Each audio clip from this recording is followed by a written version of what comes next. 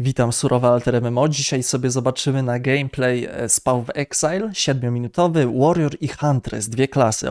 Ten gameplay również pochodzi z Gamescomu, jak coś. I'm just going to show you another island, I guess. What class is this? This is the Warrior. Okay. This is your sort of like quintessential slamming guy, and I'll show you a few of the interactions between the different. Do I dare say the other game? Is it similar to a B-word character? I mean, I guess. Oczywiście jakieś porównanie do Diablo 4. I guess so, but what's an area we haven't shown much? Maybe Journey's End. Here we go. Let's have a look at Journey's End. 45. poziom tam I'm not było sure napisane, what's, sugerowany. on streams and things like that, and what hasn't. Oh no. Anyway, so right, so. O, patrzcie, ja tu lubię takie detale, wiecie? To już mnie kupuje w giereczce, patrzcie.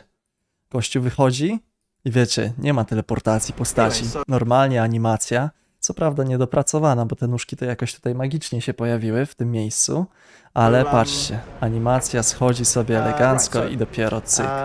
I Jazda. guess one of the things we really want to make sure of with the Warrior is that all of our melee skills kind of have a lot of mobility. So it's kind of like a basic attack. You've got like this kind of thing. Like in PoE 1, this would be like stand and do something. In PoE 2, it involves a lot of mobility. Dużo mobilności przy każdym is skillu. just like we were talking about on the Druid, is all the combo type stuff. So on the Warrior, one of the really nice combos to use is Armor Break. So what I can do here is when I hit monsters with Armor Break, it breaks their armor, but then that is used when you, sorry, I managed to run away from that guy. And so when you attack them when they've got their armor, obviously you're going to do a lot more damage. That's like really like the simplest level. And then the other thing that you can do is that some of the other skills that we have things that affect armor.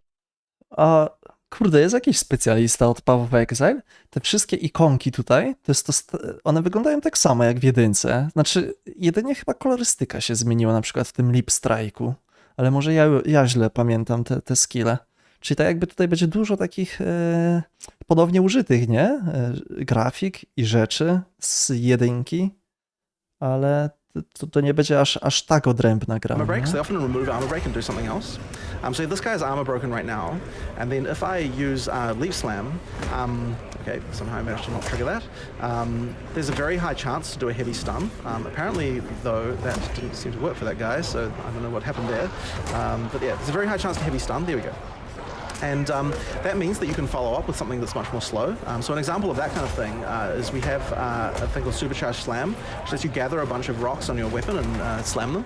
So if you just use it like a very short amount of time, you get like 2 slams. But the longer you hold it down, the more rocks gather up until eventually you can do like a ridiculous number of slams. A wiecie, co mi to przypomina? Generalnie taka siła grawitacji, która działa tutaj, no to bardzo mi przypomina Destroyera z Lost Arka, nie? Tam też podobna zasada działania, też duży młot, bardzo wolna postać, rozbryzgi ziemi, ładowanie ataków, no. So you want to be able to try and stun monsters, ideally, to be able to get that. So getting the leap slam, and then getting the supercharged slam is a good way to kill monsters. It probably wasn't worthwhile on these like random white monsters, but on a rare it matters a lot. The other thing you can do is sunder. So if you sunder on an armor broken enemy, so I'll just talk about sunder when you normally use it. It basically is a very slow attack that does this like attacks on a line. And it's actually most useful when you have lots of Nie, Maciej, to jest Path of Exile 2, wiesz? To jest Path of Exile 2, oglądamy gameplay, nowe gameplay. Szkoda, że ta jakość, kurde, taka niefajna. Ripple of damage. So if you use it on one monster, it's actually quite weak. But if you use it on a whole pack of monsters, then because the damage overlaps between everything, we'll just gather a bunch here, it absolutely annihilates them. And so this is a useful interaction, but if you armor break one of the monsters, then Sunder does 500% damage to that monster, and also it does 500% damage to all the monsters that get like from the little wave from those monsters as well. So that means that armor break Sunder can be a really useful way to do that. Another one we have here. Okay. Można zmienić w opcjach, żeby było widać damage. Wiem, że Path of Exile słynie z tego, że nie ma tego, ale nowy Path 2 mógłby to już mieć. Czepiam się. Nie, wydaje mi się, że wiesz, że można to załączyć, tylko tak jakby naturalną rzeczą w hack and slashach jest to, że w pewnym momencie wyłączasz cyferki, bo więcej widzisz po prostu akcji, nie? Poza tym w formie prezentacji to też wydaje się lepsze, bo bardziej widać po prostu coś, jak wyglądają te skille, a ludzi to interesuje.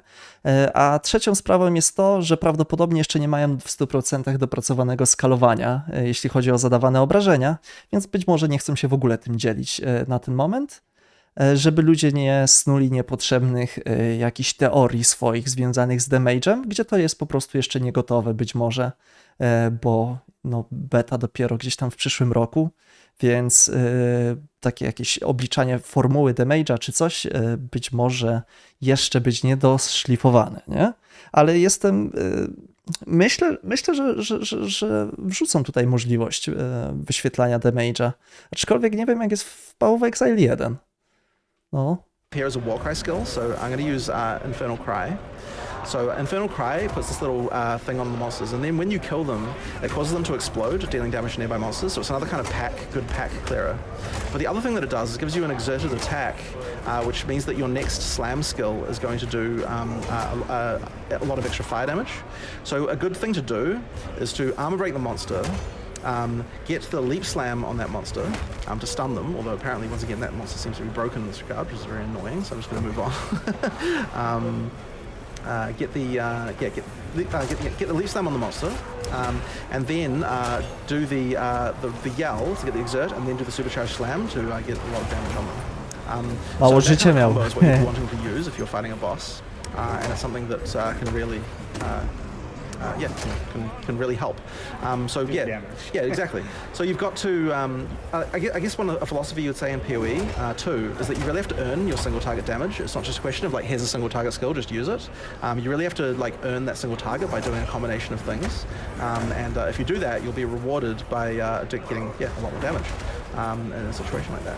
So yeah, that's. Kurczę, ale barbarzyńca chyba nie dla mnie, wiecie? Jak zobaczyłem tego druida plus monka, to ten warrior, no właśnie, to nawet nie jest barbarzyńca, tylko warrior, nie robi dla mnie wrażenia, przyznam szczerze, nie? Druid i monk na razie top. The stuff you can do on the Marauder.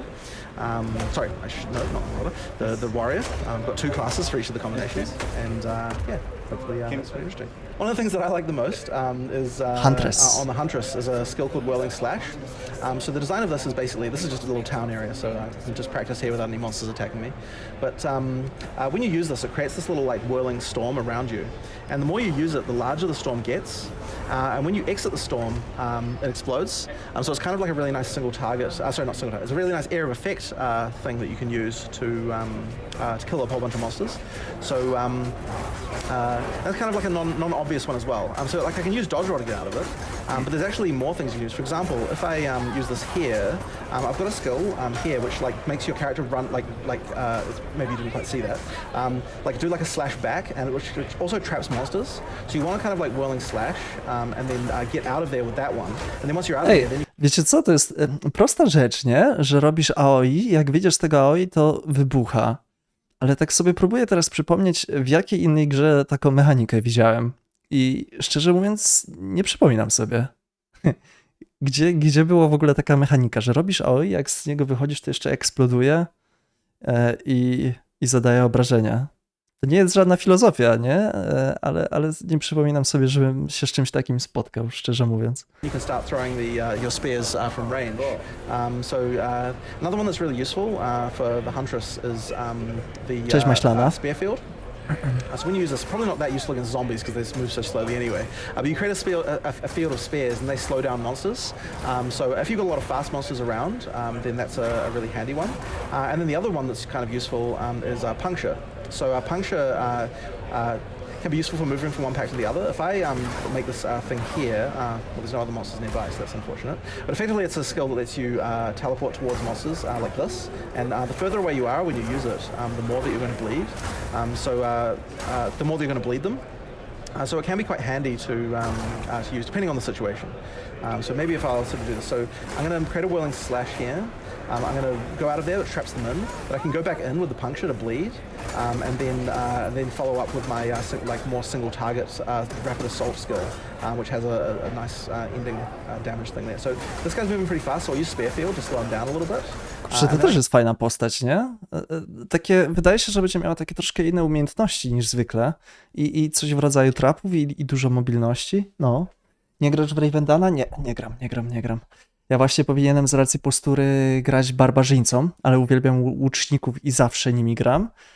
No to tutaj jest jakaś hybryda taka, tylko szczupła hybryda, nie? Szczupła hybryda. I can pre-prepare my Willing Slash before he arrives, and then maybe like get the mech like this, and then go back into the puncture, this kind of thing. So there's a lot of mobility to combat that you can achieve if you kind of know what you're doing, which I honestly don't really that much compared to some people on the team. Yeah. So I haven't done too much practice on this class. But the skill ceiling for PoE2 can be quite a lot higher because of the fact that there's a lot more of this sort of action combat stuff that you can do. So we only put like a few skills in there, and this is also Act 2, so you don't have that many more skills compared to what you would have later on. But I guess that's it there, just sort of enough to show you, like at least some of the basic stuff that you can do as a Huntress. We do have a lot of other like elemental spear attacks, like we've got a lot of different throws. Czyli elementalne jeszcze tutaj ataki będą. What's kind of really about is sort of going into and out of combat a lot. You know, like you charge in, you jump out, like this kind of thing. You know, like and then you've got stuff that you can do from range. You've got stuff you can do from close. It's really about exploring that that sort of in and out kind of thing that it's got going on. Yeah, that's kind of the main thing that the Huntress is Kurczę, about. spoko, tylko wiecie co? Liczyłem na to, że w tym gameplayu pokażą też inne sposoby łączenia skilli. Tak jak u druida pokazali przykład, nie? Z tym wulkanem i z Lightning Stormem, czy coś w tym stylu. Tak myślałem, że tutaj też poeksperymentuję trochę z tymi skillami i pokażę, co tu ciekawego by można było ewentualnie zrobić. A pokazali tylko takie podstawy jakby i takie główne mechaniki tych klas. No. Very excited. O, ludzie są strasznie nahypowani. Jestem ciekaw, że ile tego hype'u wynika po prostu z tego, jak to wygląda, a ile hype'u wynika z tego rozczarowania Diablo 4. Ale ludzie są zadowoleni, nie? Diablo Killer. What's the difference between the Warrior and Marauder? Będą 3 różne subklasy. Muszę sobie o tym jeszcze poczytać wszystkim. Ale w każdym razie spoko wygląda.